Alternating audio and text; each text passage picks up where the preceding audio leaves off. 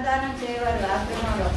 వెంకటనారాయణ గారు వారి నాన్నగారు, లక్ష్మి గారు వారి జ్ఞాపకార్థం వారి కొడుకు అంటే ఆయన టీచరు వారు ఈరోజు కొడుకు కోడలు లక్ష్మి గారు, కోడలు దుర్గ గారు దంపతులు అన్నదానం చేస్తున్నారు. మరి వారు అన్నదానం చేస్తున్నారు అంటే వారు రావడానికి వీలు పడలేదు. ఎందుకంటే ఎలక్షన్ డ్యూటీకి వెళ్ళారట. ఆయన టీచర్ చేస్తారు, ఎలక్షన్ డ్యూటీ. అందుకే వారు రాకుండా డబ్బులు పంపించారు. డబ్బులు పంపించి మీరే ప్రిపేర్ చేసి అందరికీ తృప్తికరంగా మా నాన్నగారి పేరు మీద భోజనాలు పెట్టండి అని చెప్పన్నారు.